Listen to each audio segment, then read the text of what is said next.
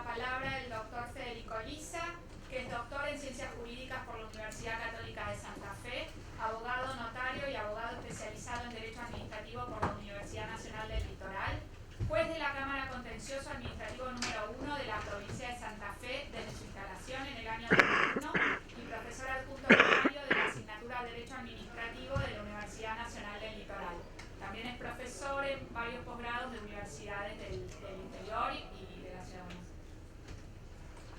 Bueno, muchas gracias, buenos días, muchas gracias a la FAM y al Colegio de Magistrados de la Ciudad Autónoma por el honor que me permiten estar acá y además con este panel tan prestigioso, al cual le tengo que agradecer la licencia de, le tengo que ir después de hablar porque hubo un cambio de avión, pero veo que hay antecedentes de expositores que se fueron en el medio del panel, así que por lo menos no me siento tan extraño.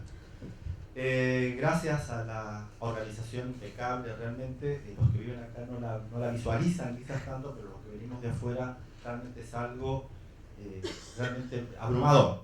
Y gracias también a los que no están, a los jueces, juezas y funcionarios que no están y que, bueno, algunos se quedaron trabajando, ¿no es cierto? Yo sé que mucha gente ha querido venir, pero realmente se podría paralizar, ¿no es cierto?, el Poder Judicial. Bueno, los desafíos a los que yo voy a referir están vinculados al control a la administración pública, es decir,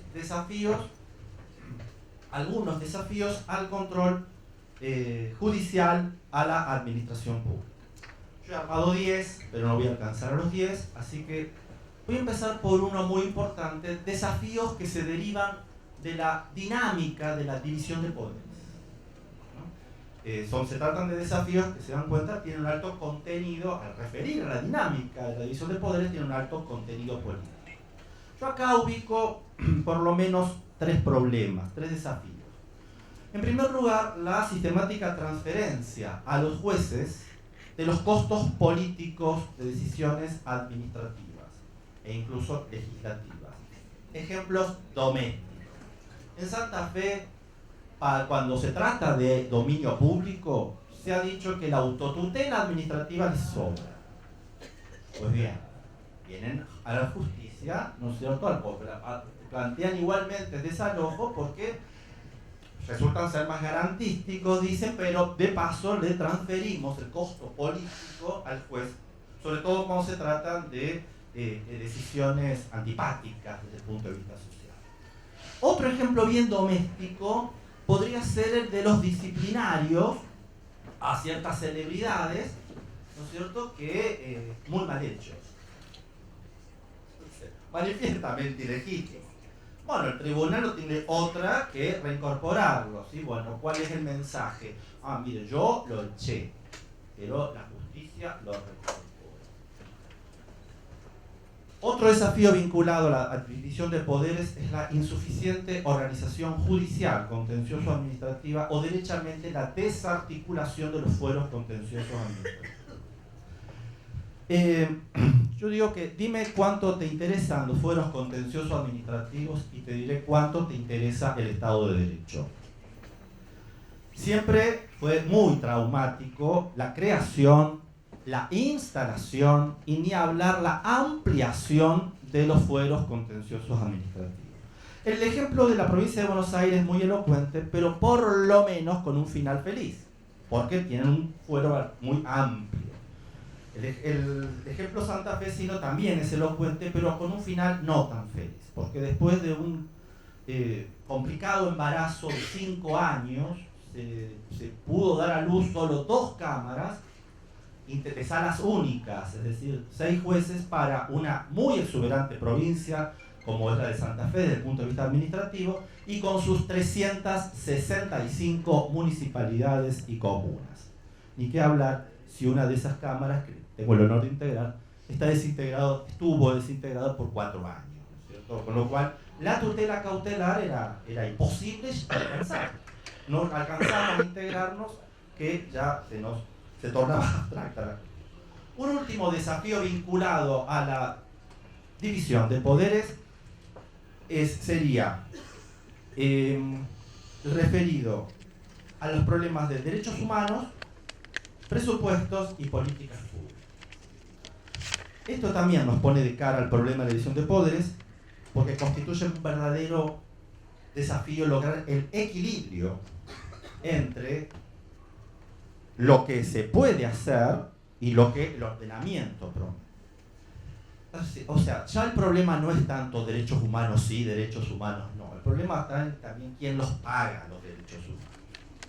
Entonces, recordando una expresión de un célebre juez de la Corte Constitucional Sudafricana, Albin Jacques, dice que los jueces continuamente transitan por ese estrecho desfiladero entre la efectiva realización de los derechos humanos y el posible desbaratamiento de políticas públicas. Es decir, entre reconocerles dientes a los derechos humanos, dice Jacques, y por otro lado, no convertirse en demasiados intrusivos con el poder público. Dentro de la cuestión de los derechos humanos, a mí siempre me gusta referir a otro desafío, por lo menos para los del Poder Judicial, que es también enseñar desde los deberes humanos. Desde los deberes humanos. Si la orangutana Sandra tiene derechos, es porque lo que nos hace humanos son los deberes. Pero bueno, no se habla mucho de deberes, porque no se ganan muchas elecciones prometiéndole a la gente deberes. Pero bueno, desde los estados judiciales se puede iniciar. Y también la referencia a la llamada doctrina de la Drittwirkung de los alemanes acerca de la vigencia de los derechos humanos en las relaciones entre particulares. Fue recientemente mencionada por la Corte Suprema de Justicia de la provincia de Buenos Aires, el 8 de mayo de 2019, en una causa muy interesante sobre cupo laboral de personal trans, un caso claro de discriminación. Pero esto de la Drittwirkung tiene especial desarrollo en el ámbito de las relaciones laborales privadas. Bien, otro desafío, terminamos de división de poderes, el lenguaje. Es otro desafío. El lenguaje del juez, el lenguaje del legislador y el lenguaje de la administración. En cuanto al lenguaje del juez ya se ha dicho bastante. Yo les recuerdo la máxima de Aristóteles, piensa como un hombre sabio y exprésate como la gente común, sobre todo los jueces del derecho administrativo, que le hablamos no a Cayo y Ticio, sino a los ciudadanos del Estado, los ciudadanos del Estado. Entonces, se trata, ya la 18ª Cumbre Judicial Iberoamericana de Jueces ya pidió que no se utilizara más, por ejemplo, el latín, como modo de garantizar el derecho el derecho del justiciable a entender, el derecho a la comprensión. Bien, pero lo que nos interesa en términos y que incide en el control judicial es el lenguaje del legislador y el lenguaje de la administración. Vayamos al lenguaje del legislador. Primera cuestión. Divorcio entre el derecho positivo y la ciencia del derecho administrativo, entre derecho positivo y doctrina, entre derecho positivo y dogmática del derecho administrativo. Porque cada vez se ve más un uso promiscuo e indiferenciado de figuras jurídicas, todo lo cual complica la tarea de controlar a la administración. Ejemplos. Parecía claro que eran categorías distintas el ente y el órgano, y que autarquía y autonomía son predicables solo de los entes. Pues bien, ¿cuántas constituciones existen en la República con órganos autónomos? Sabíamos de la diferencia entre el permiso y la concesión. ¿Cuánto se escribió sobre esto? Sin embargo, existen concesiones precarias, concesionarios permisionarios, y ya para justaponer permisos de habilitación. Hay veces que la ley está bien hecha, pero por contadores e ingenieros. Y acá tenemos el problema de que las normas aparecen plagadas de conceptos y categorías que no son asequibles para los jueces. Los jueces, con algún esfuerzo, hemos logrado tener en el acervo algunos conceptos jurídicos indeterminados, buen padre de familia, ¿no es cierto?, buena fe. Ahora bien, economía de mercado, razonable tasa de retorno, cuota de mercado máxima. Un siglo nos llevó a saber lo que era un impuesto directo e indirecto. Un siglo. Pues bien, es más, se nos pide control respecto de derecho blando, es decir, de soft law. Y bueno, que el derecho blando no puede merecer otra cosa que un control blando, ¿cierto? Entonces, bien, como decía Tornos Mas en España, la sumisión de la administración a un vínculo jurídico es más difícil cuando el texto es de compleja interpretación o cuando no se puede conocer qué texto es aplicable al caso. En tercer lugar, muchas veces al legislador, que también copia y pega, todos copiamos y pegamos, pero bueno, introduce normas que no tienen mucho que ver ni siquiera con nuestra idiosincrasia y lo que es peor, ni siquiera con nuestro ordenamiento jurídico. Estoy hablando del fenómeno de la recepción jurídica, esto es, la trasplantes normativos y los préstamos de criterios jurisprudenciales, que no son malos en sí mismos, pero con la condición de que se diga de dónde viene para que el operador pueda hacer las adaptaciones que sean menester, o bien para ver, si dice de dónde viene, atender a las limitaciones propias del ordenamiento receptor. Ya Bielsa, la recepción jurídica se estudia en la década del 70. Ya Bielsa, muchas décadas antes, había dicho: todo lo que es trasplante artificial, por vivo que sea lo trasplantado, está condenado a perecer. Y esto también dificulta el control judicial. Y ni que hablar el lenguaje de la administración pública. Habría que recordar que entre los caracteres del acto administrativo también está la tipicidad y la nominatividad. Y uno se encuentra, por ejemplo, con selección de personal por concurso de precios. Uno se encuentra con rupturas de la relación de empleo que combinan potestades revocatorias por inidoneidad, anulatorias por ilegitimidad y de paso alguna sanción, alguna cuestión disciplinaria, es decir, potestades completamente distintas. Por esa sola razón, el tribunal que integró ya otorga medida cautelar, porque se torna imposible, lo tenemos dicho, esto mismo, porque torna imposible la defensa del justiciable y obviamente es imposible el control. Tercer desafío, la perspectiva de género.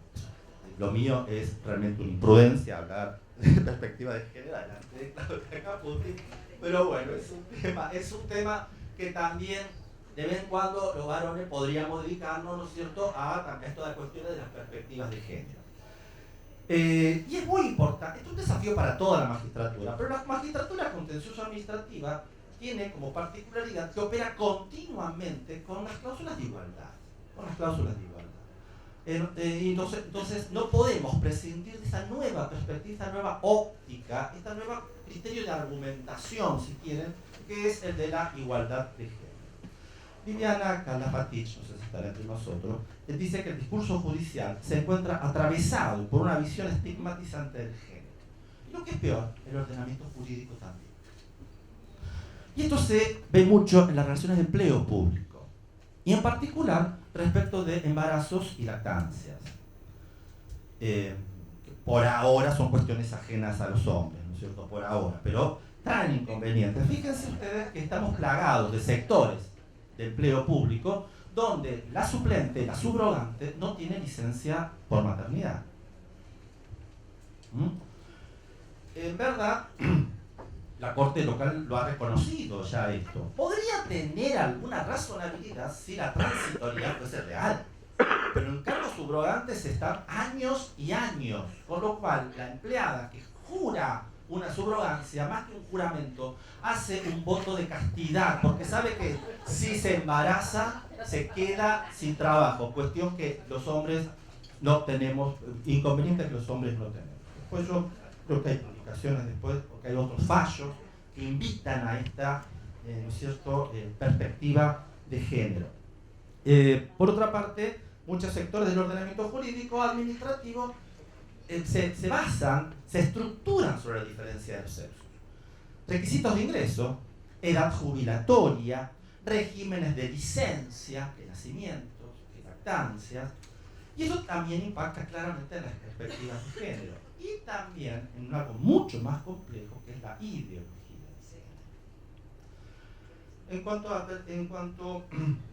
a esto de la perspectiva de género, la semana pasada un juzgado federal sacó la causa Galmarini, por la cual, en razón de la renuncia a una diputada nacional, pasa a ser integrante la próxima mujer, ¿no es cierto?, de la lista.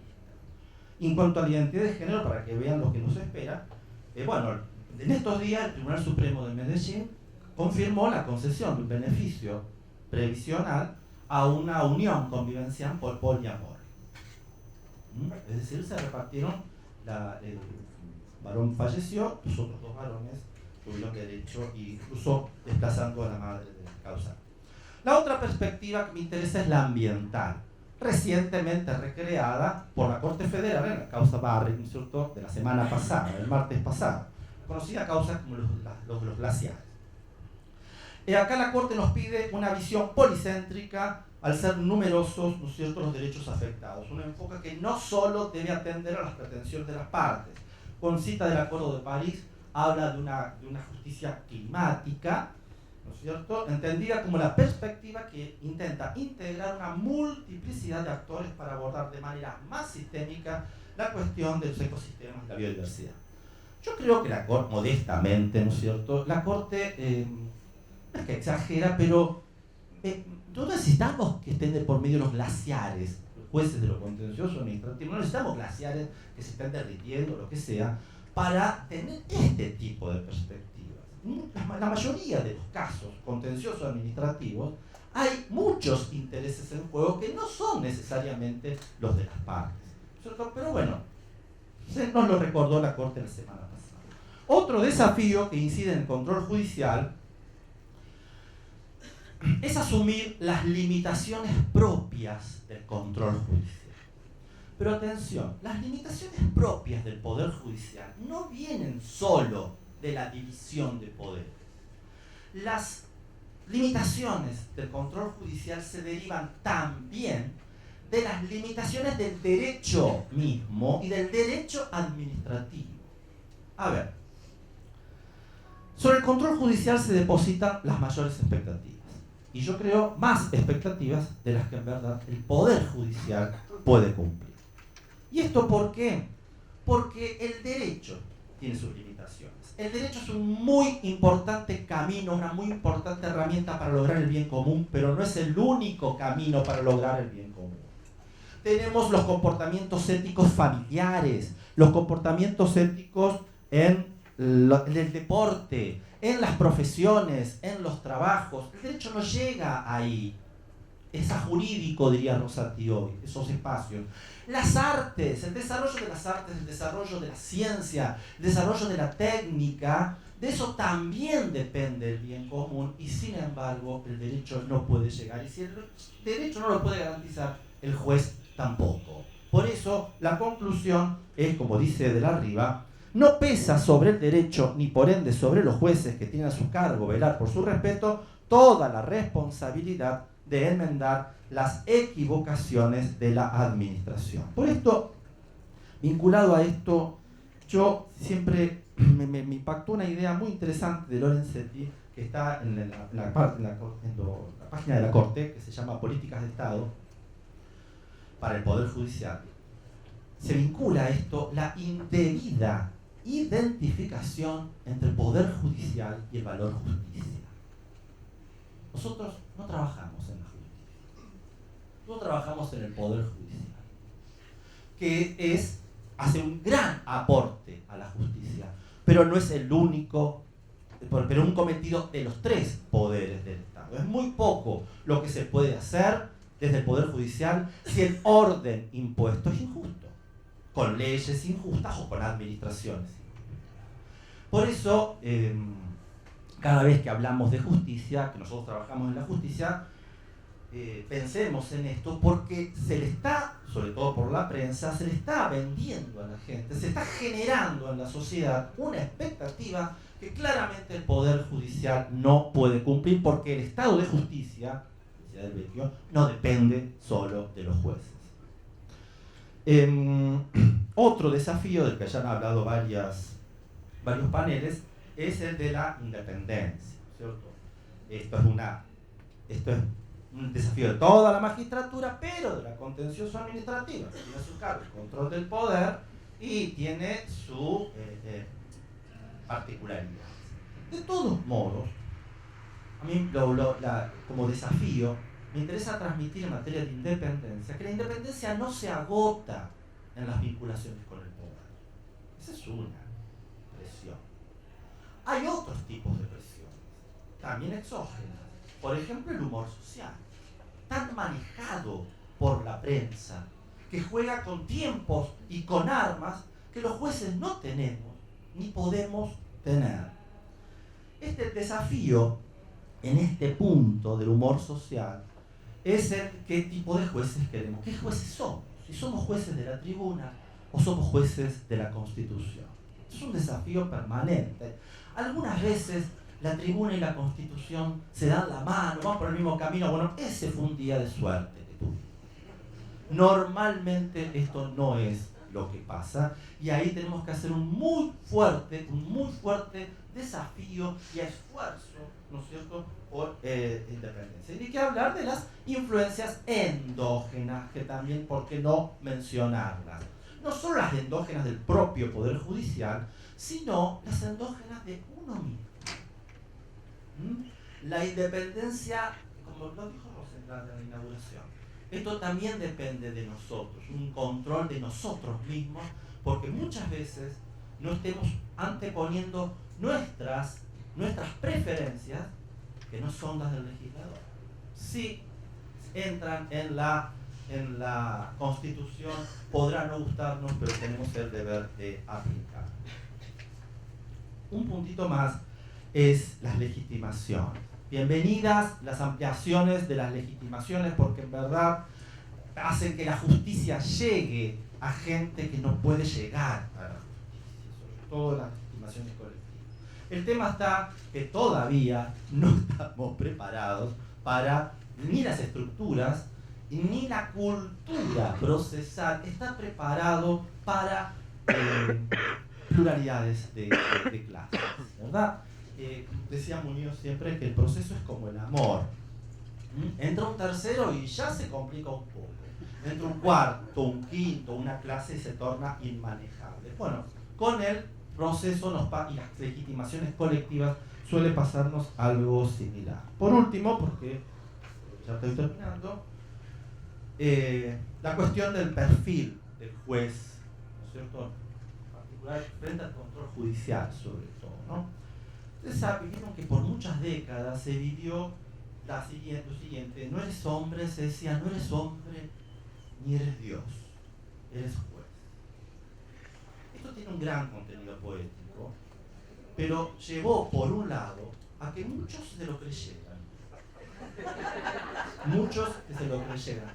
Y por segundo lugar, otra vez, una serie de falsas expectativas y frustración en la sociedad que nos hace allá. Yo creo que es un desafío importante mostrarle a la gente que también somos hombres y mujeres, con nuestras limitaciones, con nuestras virtudes y también con nuestras miserias propias de las personas, y que lo único que nos distingue del resto de los mortales es nuestro mayor compromiso social. Muchísimas gracias por venir.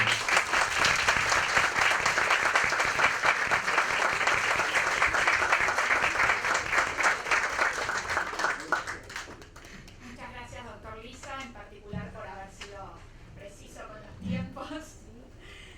A continuación vamos a escuchar a la doctora Claudia Caputi, que se desempeña como vocal de la Sala 2 de la Cámara Nacional de Apelaciones en lo Contencioso Administrativo Federal. Es especialista en Derecho Administrativo Económico por la Pontificia Universidad Católica Argentina y ha desarrollado su especialidad en el plano docente en diversas casas de estudio, siendo además autora de 2 libros y más de 70 trabajos entre capítulos de obras colectivas y artículos doctrinales en revistas especializadas. Es vicepresidenta segunda de la Red de Mujeres para la Justicia. Bueno, muchas gracias por invitarme a estar acá, gracias Soledad por presentarme y por relatarme, gracias a la FAM y al Colegio de Magistrados de la ciudad que tanto esfuerzo ha puesto en la organización de este evento. La verdad estoy muy contenta de estar acá y siento que conmigo también está la querida Red de Mujeres para la Justicia, que es un fascinante, es muy difícil de escribir porque, bueno, juega las emociones, pero es un fascinante conglomerado de mujeres del sistema judicial, hay de los ministerios públicos o de cualquier persona también se pueda llegar que desee apuntalar el mejor funcionamiento de la justicia, y nuestro objeto social contiene como mandato construir una cultura de la paz, promover al efectivo respeto y garantía por los derechos humanos, la inclusión de la perspectiva de género en la función judicial, que ya les dije 3 cosas fuertísimas, digamos, con cada una de ellas es una revolución y un cambio de cultura, y siento que es una autopista por la que podemos transitar, que todo el cambio cultural, que no lo podemos llegar a hacer en la función jurisdiccional, toda esa inquietud y esa energía que tenemos, la podemos volcar en la red, y entendemos que la compañera va a tener solidaridad, nos va a entender, vamos a hacer una jornada o un gran evento como lo hemos hecho el 30 de mayo, cuando cumplimos 6 meses, porque fuimos fundadas en Rosario el 30 de noviembre del año pasado. Podemos sublimar todas las preocupaciones y de ahí siempre sale algo. O sea, de esas ideas algo sale. Y además estamos con un chat en constante comunicación todas, intercambiando materiales, fallos, doctrina, todo lo que sea para promover los derechos humanos. Lo que yo quise elegir como tópico es hacer hincapié en que en los fueros contenciosos administrativos en la nación y de algún modo también en las provincias, es una situación de la Argentina toda, hace falta realmente robustecer y fortalecer la mirada de derechos humanos y la mirada de género. O sea, cada vez que vienen y me dicen que se han hecho grandes avances en los últimos tiempos y que la gente está bien, que vea como muy positivo algún fallo, algún dato, ¿no?, que da la sensación de un avance, yo tengo muy consciente y muy presente todo lo que falta. Y lo que falta es realmente muchísimo. Entonces, siento que tenemos que completar eso que falta, ese 99%, y no dormirnos en los laureles. Hay una dificultad inicial, y quiero mencionar un solo dato, que es que en los posgrados de Derecho Administrativo, al día de hoy, la persona que sale con el título de grado y pocos elementos para ejercer y que se quiere especializar y hacer una carrera, una maestría en Derecho Administrativo, no en todas está transversalizada la perspectiva de género, que querría decir volver a plantear toda la bibliografía, reescribirla, reescribir los contenidos y poner en el dictado de cada materia un componente de género, que hay gente que todavía viene y me pone la duda de si hay o no hay. Le digo, si vos pensás que no hay, tenés que renunciar ahora mismo al dictado de la materia. Y lo digo con todo respeto, con todo cariño. Pero nosotras somos la mitad más uno de la humanidad y la perspectiva de género ayuda al total de la humanidad. Entonces, el que me diga que hay alguna materia, por muy abstrusa que sea, que no requiere ser resignificada, no está a la altura de la Constitución y de los pactos vigentes.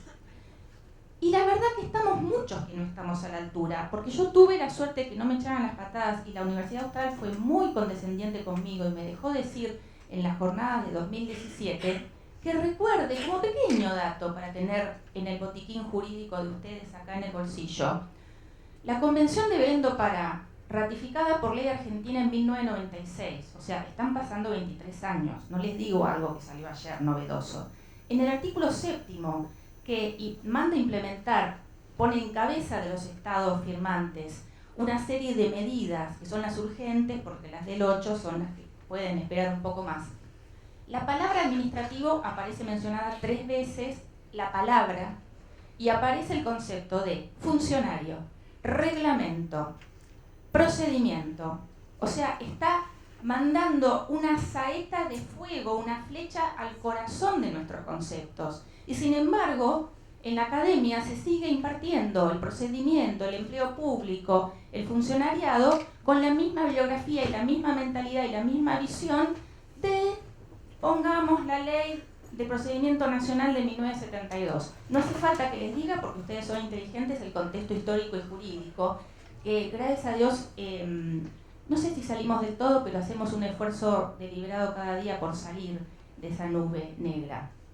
Entonces, falta mucho ayornamiento de los administrativistas. Falta que un administrativista, yo quisiera que sepan todos, pero empiezo por mi tribu, que es la que me hago responsable y me la cargo al hombro, sepa lo que es la vulnerabilidad. No lo sabemos. Entonces, esto era para pasar el aviso del agradecimiento al profesor y juez y magistrado Carlos Balbín, que en el año 2016 accedieron a que el Consejo Superior de la UBA revise el programa de transversalización de perspectiva de género dentro del derecho administrativo que yo propuse, lo aprobaron y lo estamos impartiendo ya hace un año y este año va a ser la segunda edición. Y toda la gente llega sorprendida a esta materia que es optativa y me dice, yo cursé 2 años y realmente tenía un agujero negro en mi formación. Me entero con la profesora Caputi que me faltaba un montón más para ver, que había todo un mundo, que había otro derecho administrativo que me estaban ocultando y ¿qué hice? Tiré la plata, me robaron. Tenemos que realmente revisar eso y las maestrías que no tengan esta materia tienen que empezar a darlas urgentemente. Hoy en día, les quiero decir, para cerrar la parte académica, me referencio conceptualmente con muy pocos administrativistas y pocas con las cuales puedo hablar de par a par de temas de género. Una es Miriam Ibanega, Ana Salvatelli, Alfonso Buteler, Guillermo Risi, Pablo Gutiérrez Colantuono y no mucho más. Y diría a todas las colegas de la ciudad que yo sé que por tener una constitución tan realmente con una visión amplia tienen otra visión, pero digamos para decir referentes doctrinarios. Si omití alguno, Federico, te agradezco que hayas incluido la perspectiva de género en el realmente, pero te voy a echar mano de ese, hay mucho material ahí para aprender en este material de Federico. O sea, realmente empiezan siendo muy pocos y el otro día uno de los si tenés dudas no tiene perspectiva de género, porque el que tiene es una luz que irradia y una claridad mental que te das cuenta enseguida. ¿Y por qué es necesario y no optativo, por ejemplo, fallar con perspectiva de género? Yo doy y les comparto la siguiente metáfora para que les pueda servir. Si yo soy abogada solamente, ¿no? Y bueno, cursé Relaciones Internacionales, pero no soy instrumentadora quirúrgica. Si tuviera una amiga que sí lo sea, imaginemos juntos, y yo le abro la mochila y le abro la cajita de acero quirúrgico donde tiene todo el instrumental. Lo voy a parangonar con la CEDAW y Belén do Pará después. Y le abro y me dice, ¿qué ves? Yo le voy a decir, veo un palito plateado, que no sé ni cómo se sujeta, ni para qué sirve, ni qué corta, ni qué nada. Y ella me va a decir, esto es una pinza Williams porque es para tendón de mano y el tendón de pie tiene la pinza número 5 de tal, y acá tenés el escalpelo que corta cuando es piel y acá cuando es no sé qué. O sea, para ella tiene un significado. Y hay gente que en los artículos de la CEDAW o de Belén do Pará ve el palito plateado. Tener perspectiva de género es decir, esto es una pinza que sirve para tal problema y cuando el cirujano que opera me dice, pasame la Williams, le digo número 3, número 5, o sea, sé de lo que estoy hablando.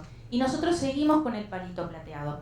Basta de palito plateado. Empecemos, obviamente, como es un escalpelo, un bisturí mal usado, es peor.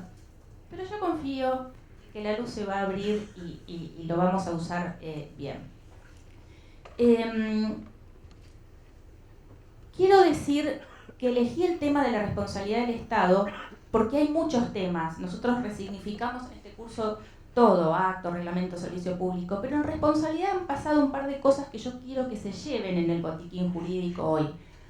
Y es que si aplicamos un Zoom chico, yo les tendría que hablar de fallos concretos, fallos de corte o de mi fuero, y si el Zoom de la cámara lo amplío, acá Viviana, mi colega Singolani, me entendió. Si el Zoom lo amplío y veo todo el panorama grande, veo cosas que están pasando. Y ese panorama grande yo lo tengo en el debate parlamentario de 2 leyes que les recomiendo leer, lo puedo distribuir, que es la ley Brisa y la ley Micaela. Las personas de la Ciudad Autónoma de Buenos Aires van a saber perfectamente de qué hablo, porque la legislatura de la ciudad fue pionera en 2017 al dictar una ley que otorga una compensación económica acotada y sin retroactivos y bastante bien calculada al universo de hijos de personas que han perdido la mamá en un contexto de femicidio. Y entonces son hijos del mismo padre femicida, que el Código Civil y Comercial Nuevo manda la ruptura de esa relación parental, entonces se quedarían sin padre y sin madre, o sea que pasan con los abuelos o el resto de la familia, y de algún modo la legislatura de la ciudad vota este aporte, que es como una pensión, un estipendio mensual hasta los 18 años o en adelante, si es una persona portando discapacidad, o los casos que da la ley, y la Nación en el 2018 dicta una ley sustancialmente igual. ¿Qué es lo que dice ahí? Dice un mensaje muy fuerte y dicho por el propio Estado me exime como que a confesión de parte relevo de prueba. Dice, el Estado es responsable.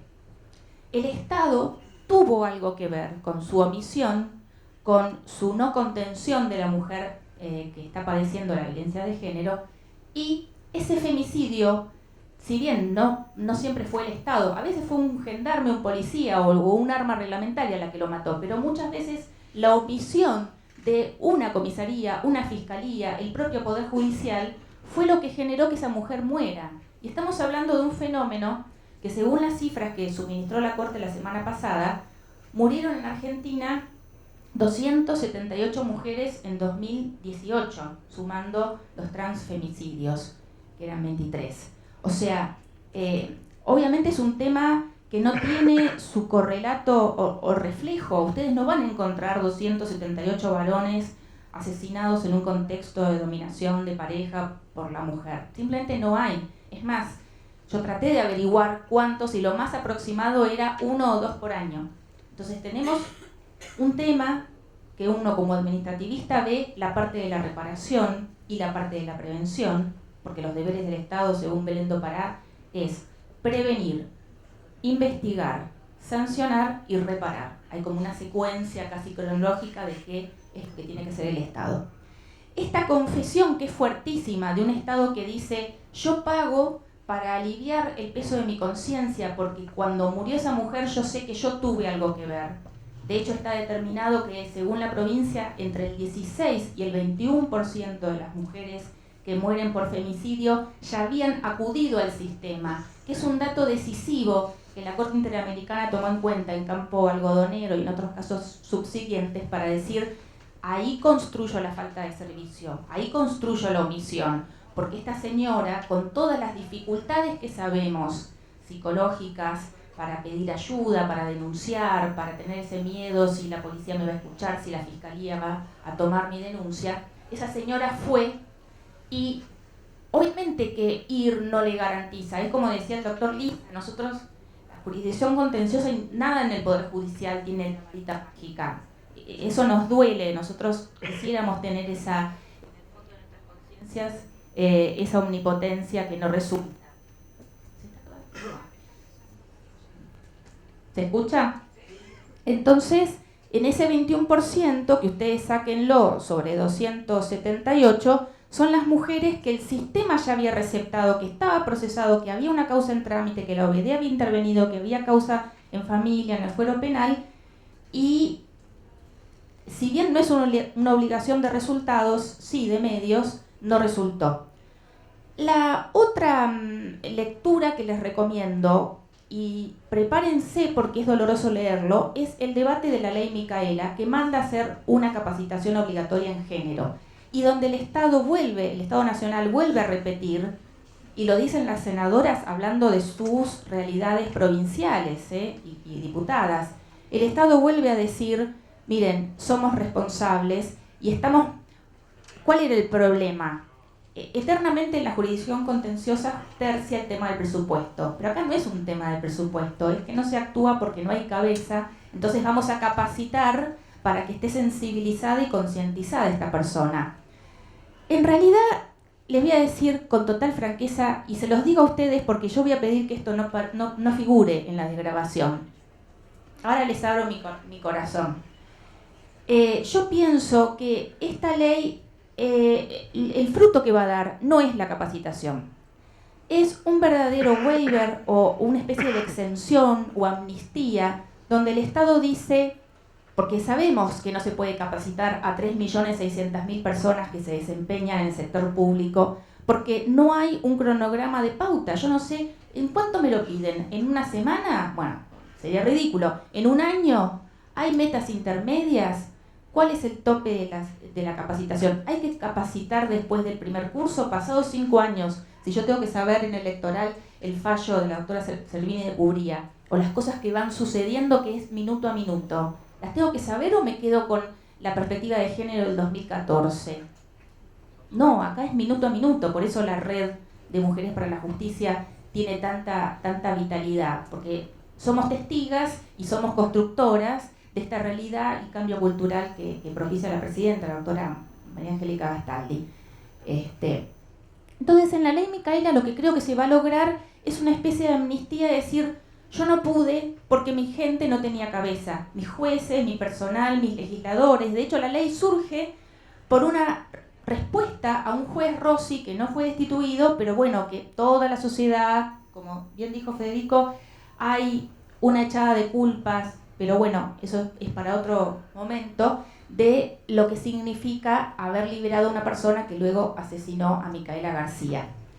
Con lo cual les llego a la parte del Zoom chico. Terminé el Zoom grande y les dejo una lectura para el hogar enorme de esta confesión del Estado que dice somos cómplices de femicidio y por lo menos tratamos de o poner dinero o poner capacitación para levantarlo. Solo para cerrar la ley Micaela les digo en qué me sirve a mí. Me sirve a mí que gira 180 grados el ángulo de la legitimidad que tiene la gente. Yo era la que estaba mal posicionada por dar clase en un panel. Yo era la mala que quería introducir la perspectiva de género, yo y todas las chicas que estamos en este movimiento de mujeres. Entonces yo ahora puedo mirar al otro y decirle, el que está en falta sos vos, la que está bien soy yo. Vos estás offside, Micaela te deja offside, te capacitarán en el 2025, pero estás mal hoy. Y toda esa mirada de reproche hacia nosotras, mira para otro lado, porque yo tengo la luz del cumplimiento de los pactos. Y esa luz irradia, y la gente lo ve, y la gente la pidió esa luz.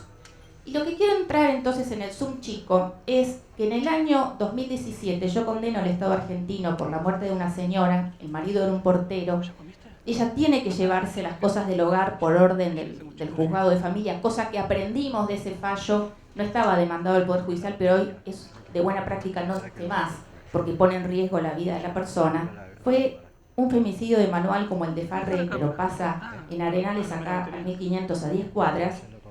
Condenamos al Estado, hacemos un enorme esfuerzo por resistir todas los argumentos que ponía para decir que no había falta de servicio. Bueno, coincidimos con la jueza de primera instancia, Macarena Marra Jiménez, excelente jueza y también miembro de la Red de Mujeres para la Justicia, en que había falta de servicio, había daño, había relación causal, había todo para condenar y mandamos pagar la indemnización a las nenas de 8 y 11 años. Pero a partir de ahí yo empiezo un camino, porque más allá del esfuerzo de escribir ese fallo que fue dictado el 11 de julio del 2017 y que gracias a Dios mis dos colegas, excelentes colegas, lo firmaron. Yo digo, ¿firmarán esto? Sí, divinos, amorosos, les hago el reconocimiento, pusieron su firma ahí.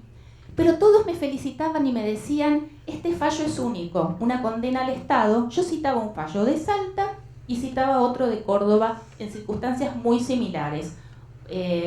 Hasta más fácil el de Salta porque el policía que no tomó bien la denuncia fue condenado por incumplimiento de los deberes de funcionario. Ergo, habiendo condena penal, ustedes saben perfectamente, la responsabilidad patrimonial del Estado era como sumar 2 más 2, no hace falta ni siquiera ser administrativista ni experto en responsabilidad.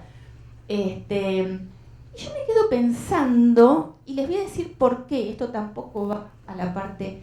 Yo desde el año 99-2000 reviso el crudo de algunas editoriales que me mandan cada semana un documento de 500 páginas con los fallos de la semana de todas las jurisdicciones contenciosas del país. Como yo leo rápido, en media hora puedo decir los fallos merecedores de publicación son tuk tuk tuk. como tengo memoria visual, luego me queda eso en el disco rígido, recordado. Yo sé que parece medio imposible lo que estoy diciendo, por eso no quiero que todo el mundo se entere porque puede ser problemático. Si se enteran me pueden echar de tribunales.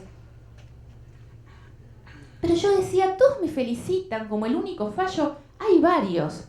Les puedo decir que emprendí una lucha denodada para encontré 15. Eso es lo que se quería que se lleven ustedes hoy. Y les digo por qué es importante. Porque el Estado tiene que saber que esas 15 mujeres murieron por el Zoom chico. No es una falta de servicio genérica, no es una displicencia sistémica, no es una falta de eficiencia y eficacia.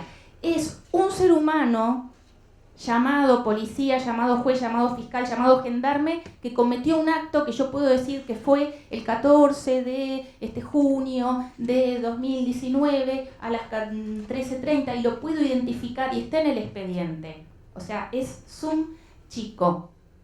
Y me pareció muy fuerte saber, porque les voy a confesar, cuando yo empecé a estudiar toda la parte de lo que las flores que hay en el jardín de la perspectiva de género, una de ellas es el sacar de la invisibilización. Y la verdad que cuando yo escuchaba a mis maestras, pensaban que estaban diciendo tonterías, que era ficticio, que era meramente teórico, que estamos viendo todo, que toda esa parte sumergida que me mostraban, yo decía, ¿por qué yo no la veo? Y realmente, con estos 15 fallos, que yo quiero homenajear a esas 15 mujeres muertas y cuyas deudos están cobrando las indemnizaciones, nunca va a ser lo mismo que tener a la persona viva, pero el Estado ahí es cuando más le duele y admite que hizo algo mal. Creo que le duele más que una condena penal, porque no se puede condenar penalmente al Estado. En esas indemnizaciones, ahí yo digo, yo creo y tengo fe en la función preventiva. Tenemos que aprender algo, porque como el Estado es el más solvente de los seres, podría decir, mato y pago, si total tengo presupuesto. ¿Qué es? 1 millón de pesos, tomá, mato a la siguiente. Por favor, que en ese diálogo institucional, que saltando la necesaria división de poderes, pero que la legislatura y el poder público, político, escuche el mensaje que manda la jurisprudencia. El mensaje es, hay muchas más mujeres muertas de las que ustedes creen y algo hay que hacer y se debe profundizar todo este cambio, digamos, cultural. Si no lo hacemos, somos cómplices de este genocidio que se está pasando y además es burdo, porque yo les traigo solamente el caso más grave. Acá hay un continuum de la lesión, el psicopateo, todas las otras violencias, la simbólica, pero digamos, como somos tan primitivos, todavía no llegamos a esa frontera, solamente vemos manchas de lo más grave. Rehabilitarnos jurídicamente va a requerir, por ejemplo, que ya no digamos más el buen padre de familia, sino que digamos la buena madre de familia. Y que sea un estándar, y que el ser mujer pueda ser ese metro patrón de la sociedad, que tampoco nadie pide que sea la mujer, que sea una cosa por ahí intermedia, pero que lo femenino sea parte de la concepción del ser humano y ergo del bien común. Estoy tocando la piedra basal del derecho administrativo en un capítulo que cuando salga publicado por ahí me destituyen, donde digo que hay que cambiar el bien común. Seamos más humanos, más femeninos, con más perspectiva de género y violaremos menos entonces los derechos humanos. Gracias.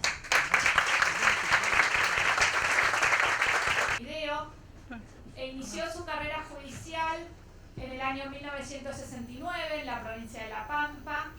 Desde el año 1984 hasta el año 1990 se desempeñó como vocal en la Sala 4 de la Cámara Nacional Contencioso Administrativo Federal y durante los años 1995 a 2000 fue miembro del Superior Tribunal de Justicia de la provincia de Tierra del Fuego, Antártida e Islas del Atlántico Sur. Doctor, muchas gracias. Bueno, yo no te escucho bien. ¿Cómo le va? Yo me quedo en la 112 reemplazando a Fer. Y así Fer se va a comer. Primero Lisa, cuando le habló del problema de género, se refiere a ella como si yo fuera un género aparte. Y segundo, ella te escuchó de verdad muy poca gente, como si yo no me dedicara a nadie, ella piensa que yo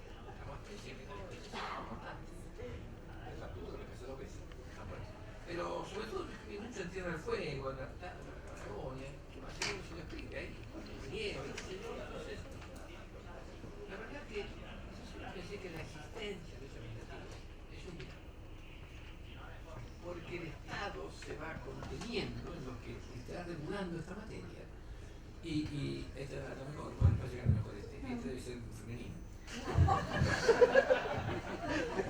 Entonces, la verdad que nace con el Estado de Derecho, nace con el Estado liberal, pero ojo, liberal de aquel momento, que no es solamente el libre comercio y la globalización, no, estas son cosas mucho más pequeñas. El liberal es otra cosa. Nace así, no solo en Alemania, que viene del Estado policía, sino también en Francia, que es importante para esto. Y fíjense cómo el Estado se dedica realmente, porque durante una época aquí, todas las conferencias que yo iba era el nuevo paradigma.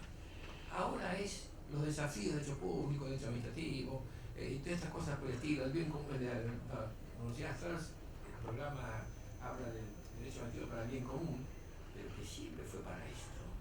Lo que pasa es que se tergiversó muchas veces, pero cuando nace en Francia, por ejemplo, gracias a esto nace la responsabilidad del Estado, que la distingue del privado con toda lógica, pero nace y empieza con esto.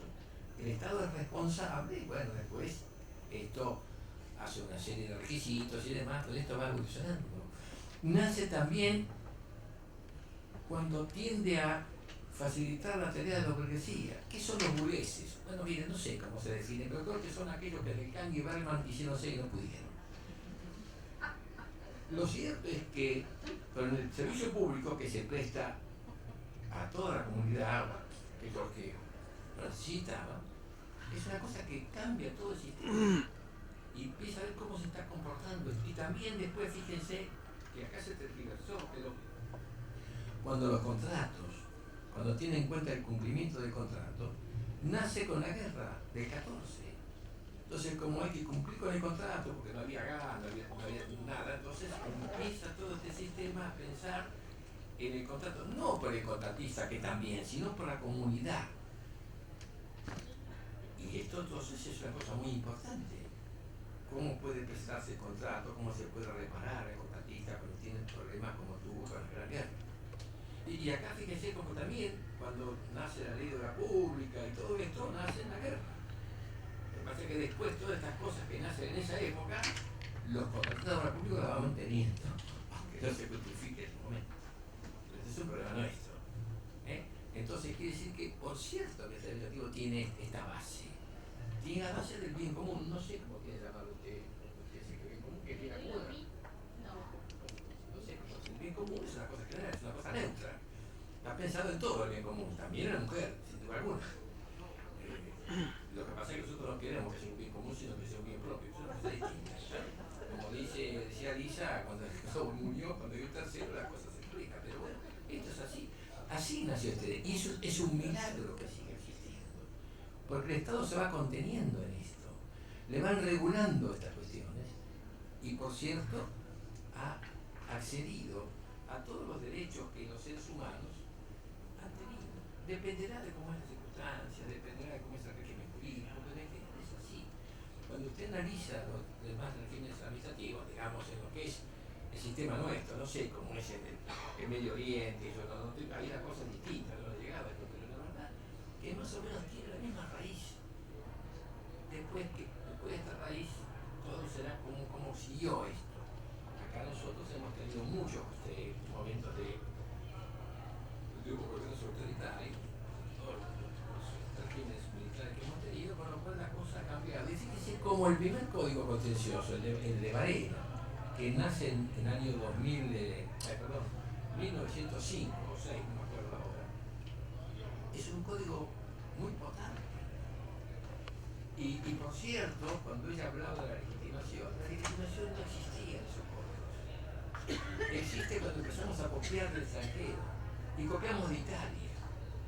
Incluso muchas, digamos, de la legislación, sobre todo más que nada la doctrina que contempla esto, y analiza el sistema italiano, que era necesaria así la legitimación según el tren legítimo del ejecutivo porque iba a la justicia o no iba a la justicia, porque tenía mucho que ver con la discrecionalidad o no discrecionalidad. Lo cierto es que acá comienza este problema de legitimación legitimación, que solo sirvió para que la Corte de Provincia dijera sobre un acto falta un recurso, entonces usted nunca entraba, no estaba habilitado, tomando la doctrina fascista italiana, que esto imperó en la década del 30 en Buenos Aires. Y entonces esto no tiene nada que ver con nuestro sistema, en absoluto. Pero bueno, la cosa se fue tergiversando así. Yo no sé, porque no siempre los diarios publican las cosas como corresponde. Cuando yo leía esta reunión que tuvo el Papa con algunos jueces, que no sé si eran de la ciudad o eran más amplios, se habló de legitimación, no, yo creo que quiso hablar de legitimidad, son dos cosas distintas, pero bueno, no sé si el diario lo puso mal o qué sé yo, no sé cómo se puso. Una cosa de legitimación y otra cosa de legitimidad. Ahora bien, entonces, yo voy a hablar del desafío de hecho administrativo, no del público mucho más amplio, ya con esto, ya con lo que dijo Lisa, que abarcó mucho tema, es importante, pero hay mucho más también que no se puede hablar. Estoy hablando de derecho administrativo, porque el público, por ejemplo, penal es derecho público, el penal no es derecho, son algunas penas tarifadas con eximente agravantes y atenuantes, nada más que eso, y hace un escándalo con todo esto. Entonces, pero ¿qué es lo que nos pasa a nosotros?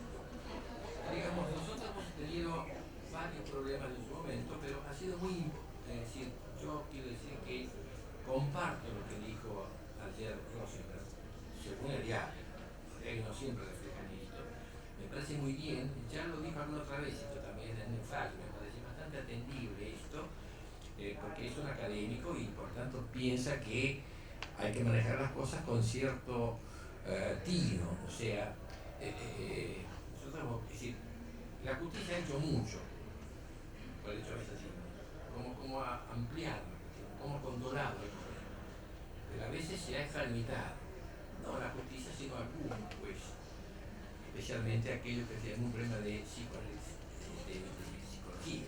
necesitan verse en los diarios, si se ven en los diarios son alguien, no mire, esto no es así la cosa. Yo siempre recuerdo un día en la profesión, en el estudio, conocí al nieto de un juez de la corte que era Chute. Yo nunca lo conocía a Chute.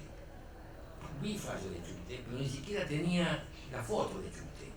Bueno, Chute no se conocía, era realmente alguien que fue mucho tiempo juez, estuvo en la corte, un buen juez aparentemente, pero claro, no estaba permanentemente en los diarios, en la televisión, no, era un tipo, digamos que se dedicaba a su función. Yo no sé a quiénes los hombres les gusta el fútbol. Yo le preguntaría a cada uno de ustedes cuál fue el mejor encuentro de fútbol que vieron, y me dirán muchas cosas. Entonces después le pregunto, ¿quién fue el referee? Ah, no saben, claro, porque no saben de esto. Lo mismo pasa con los jueces. Son importantes, bueno, cuando casi no se conocen. No digo que no haya caso que tenga que hacerlo, el caso de María Soledad, ¿no? En Catamarca, bueno, los pobres jueces si no hablaban, mataban, pero en realidad pues no hace falta esto. Con sus sentencias, con lo que escribe, es suficiente. No estoy de acuerdo con Lisa que no tiene que escribir en latín. El latín es muy importante, hasta hay un tango que comienza en latín. Así que no nos vemos más con estas cosas. El latín no oculta nada, sino que en todo caso da una idea de un conocimiento, no hay por qué ir latinajo, pero a veces es importante hacerlo. El latín viene un montón de figuras jurídicas que son importantes. Cuando uno tenía que leer Romano le enseñaba muchas cosas para después poder entender la etimología de varias cosas. Ahora no está más esto, porque claro, el latín y el romano no sirve, no es cierto. Entonces, ¿cuáles son los desafíos que tiene ahora? Porque los desafíos son del juez, no del derecho administrativo. Es el juez el que está en función. Por suerte la cuestión acá ha cambiado bastante en cuanto que cuando yo empecé a estudiar y cuando yo empecé en la justicia, había solamente un fuero contencioso que era de la provincia de Buenos Aires, creado especialmente, y de la federal, que nació mal. Ese fuero contencioso nace con los funcionarios del ágil y la especulación, que eran funcionarios públicos, no jueces. Se transforma de jueces y comienza igual es un fuero excelente. Pero el nacimiento no es bueno, bastante, digamos, no tiene alcurnia de buen origen. Provincia de Buenos Aires, y después esto se fue extendiendo, poco después de la década del 80, con la democracia empiezan a aparecer jueces contenciosos administrativos en todo el país, o en casi todo el país, todavía algunos no tienen. Entonces, ahí comienza esta situación. Antes no era así, con todos los problemas que esto trajo, porque el derecho administrativo no tiene nada que ver con el derecho civil, es totalmente aparte. Y yo podría leer lo que en su momento, ¿por qué digo esto? ¿Qué diferencia hay con esto? Y evidentemente es así. Pero bueno, digamos que entonces hoy en día tenemos esta, digamos, buena ola de jueces contenciosos en casi todo el país, excepto algunas provincias, pero los desafíos son otros en este momento. Y quiero ver, porque a mí lo que me preocupa es cuando el juez tiene, porque el juez hace lo que puede. Tampoco se le puede pedir al juez algo que lo excede. Se limita a lo que tiene en sí el juicio, lo que puede hacer con las normas, con las costumbres, con la jurisprudencia, pero no puede mucho más allá de esto. Por eso cuando se le pide a los jueces que resuelvan los problemas políticos, mire, esto no es así, es una debacle de los políticos.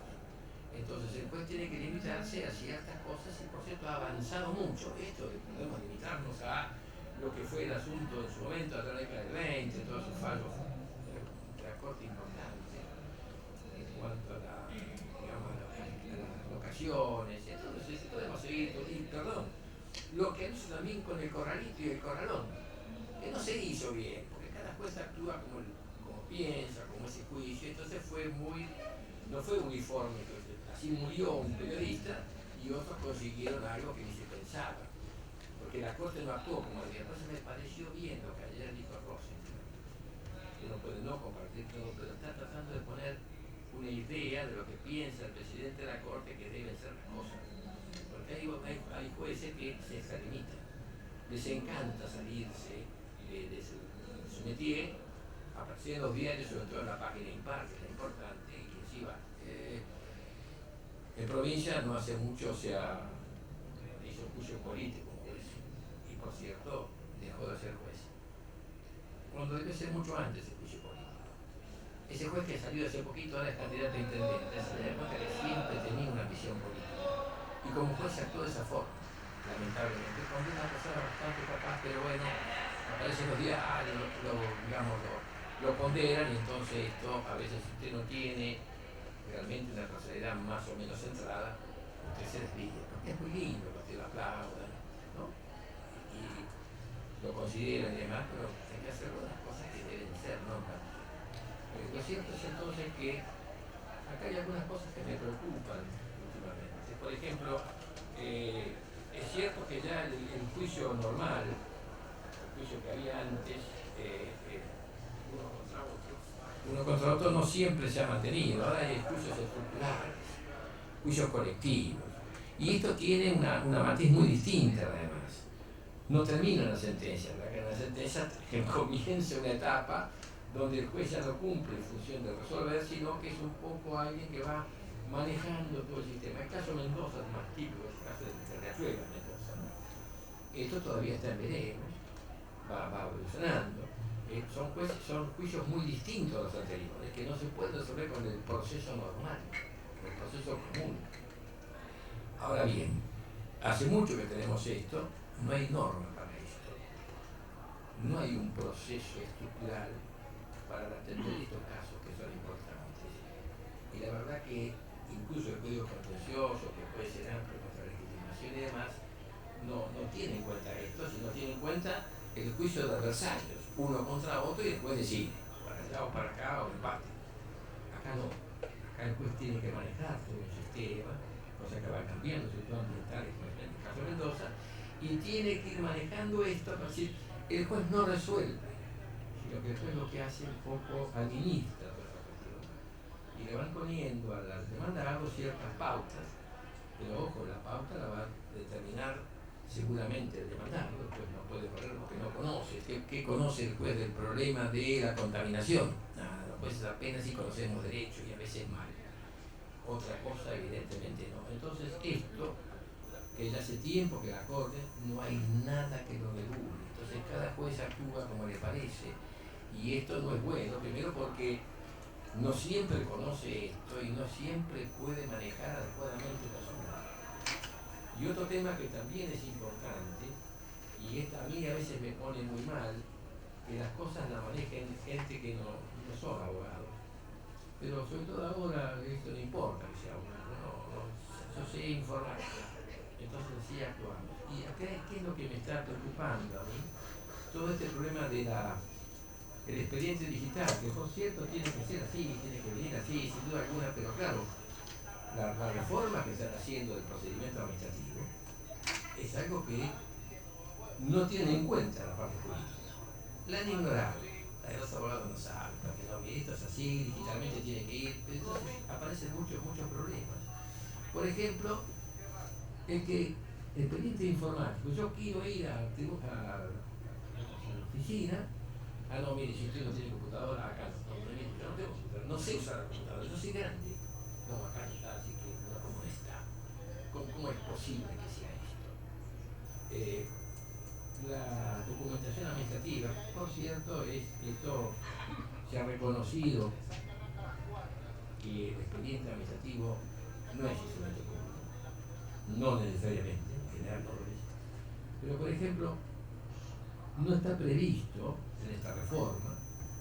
Yo no puedo hablar mucho de esto porque estoy actualizando la 10ª edición del libro chiquito y ahí tengo que hablar de esto y ya está en la estrella y no puedo entonces, digamos, no puedo adelantar lo que dice el libro. Pero por ejemplo, ¿cómo se ajusta la infraestructura de la administración para que los particulares puedan ver los expedientes? No está previsto. Es cierto, yo lo puedo ver en mi casa en cualquier momento, pero yo no quiero ver mesa de entrada, yo soy un más fanático de mesa de entrada.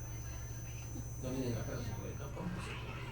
Bueno, no sé, le dan una computadora, vería con alguien que es bueno, quizás que se vea un hombre que es bueno, pero si no, es complicado. ¿Cómo juega el silencio positivo? Mire esto, la verdad que no, pues la ley dice no, la ley sí, pero este no. Está incorporado a varios decretos del plan de modernización. 891-17, 733-18.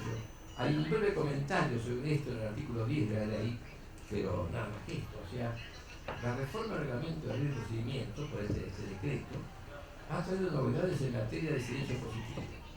El artículo 7 del reglamento, en su actual redacción, establece que la administración no requerirá a los particulares información, datos, documentos o certificados que obren poder de otra jurisdicción o entidad del sector público nacional, sino que deberá solicitar directamente por comunicación oficial.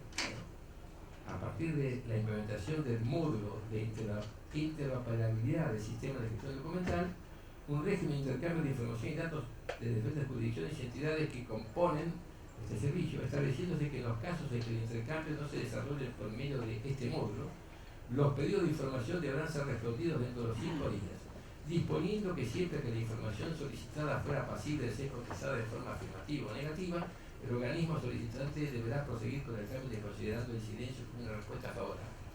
O sea, no responde la administración. Una parte es favorable. Esto me parece que es medio disparatado. O, por lo menos, hay un montón de problemas que habría que regular. No puede quedar esto así. Hay muchas cosas que están, digamos, muy en el empezose. Pero ¿cómo sigue el continuose? Porque esto entonces hay que tener en cuenta esta situación. Y esto es un desafío que corresponde que se haga en el administrativo, pero claro, con normas correspondientes, sino cada cual va a hacer lo que quiere. Y esto me parece que es una cosa bastante complicada de hacer. Entonces, hay desafíos modernos. ¿Por qué esto? Porque quien trabaja en la administración no completa las cosas, porque no conoce la parte jurídica. Y la ley de procedimiento es jurídica. Por cierto que hay cosas de instrumentación que puedo hacer, pero teniendo en cuenta cómo es esto. El silencio positivo es un problema bastante grave, porque se transforma en un acto ficto, pero acto al fin. Y el acto tiene, la ley de procedimiento, una serie de consecuencias, una serie de efectos que no puedo desligar de todo el sistema. Entonces, este sistema que se está haciendo y que yo pondero, porque realmente que no haya más expediente de papel, pero claro, hay que regular la cuestión. Yo siempre estuve unido con esta cuestión digital que desaparezca algún expediente. Porque fácil, ¿ustedes se acuerdan cuando se cayó el edificio de la náutica ahí en, no sé, en el puerto? ¿Se acuerdan de eso? No se acuerdan. Se vino abajo le decían, si se vino abajo, hay un expediente que había que hacerlo desaparecer. Bueno, eso fue el derrumbe. Es muy posible, mucho más fácil hacerlo con la informática. El desaparecimiento está, no en el sistema, no está en el sistema, con lo cual hay que entender esto y manejarlo adecuadamente. Este es un desafío que tiene no el derecho administrativo, sino todo este sistema que nos involucra a nosotros. Y será expediente, sí, no hay términos para explicar distinto. Entonces, hay muchos desafíos importantes en cosas que son por ahí baladíes. No es la gran obra, no es el acto, el acto no es esto. ¿Qué quiere decir el informe, el silencio positivo en ese caso? ¿Cómo juega esto? Y esto tiene que ver en el expediente que hace la comunidad. La jubilación, un pedido de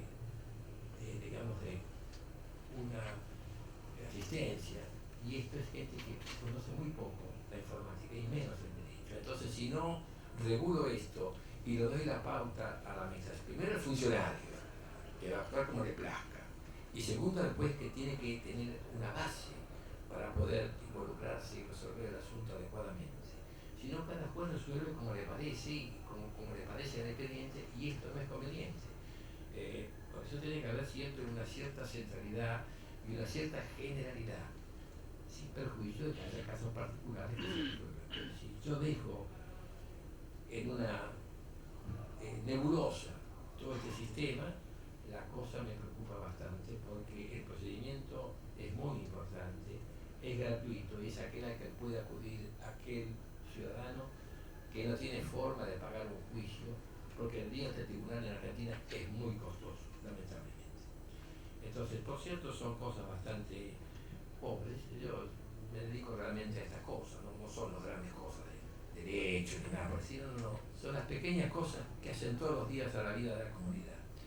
Y eso es lo que muchas veces el derecho administrativo y los que nos dedicamos a esto hemos abandonado, lamentablemente, porque no hemos tenido esta sensación de, bueno, mire, el pobre tipo que va a esto no sabe cómo hacerlo, y esto es importante solucionárselo. Y no se soluciona con defensor del pueblo, mire, además el pueblo necesita defensa, ¿no? Que ser defensor del pueblo, defensor de Cambacero, tampoco el fútbol es esto, mire, es otra cosa esto. Los noruegos, que nos crean el ombudsman, es otra cosa distinta, y solamente actúa ante la administración. Decía Gabriel Falla, que era un profesor español, cuando yo lo invité acá y vino y estaba el ombudsman por salir, dijo, mire, el ombudsman es un instituto que funciona en aquellos países donde no hace falta. Noruega, Suecia, entonces pues son pocas cosas que le habla a la legislatura, y la legislatura toma cartas en eso. Son solo en España tuvo como 10.000 casos, todavía están esos, pueden salir después de 20 años. Y esto es una cosa que nosotros no tenemos, esta idiosincrasia de ver las cosas pequeñas y de ahí llegar a una teoría general, ¿no? Partimos de teoría general y después única se acomoda, y si no se acomoda, no está en la realidad. Entonces yo no fui tan fervoroso como mi compañero, que así les cuento. Él siempre da la conferencia y se va, por las dudas. No es que siempre hace eso. Tampoco es tan importante como acá la doctora, que puso tanta pasión en esto. Ahora, importante también hombres. No, ustedes están las mujeres, no los hombres para cosas. También hay que hacer esto, porque desde el punto de vista nuestro es complementario de ustedes. Bueno, no digo nada más que esto. Al final, no siempre, no mucho menos que los demás. Por eso yo nunca digo nada cuando me ponen para el final. Muchas gracias.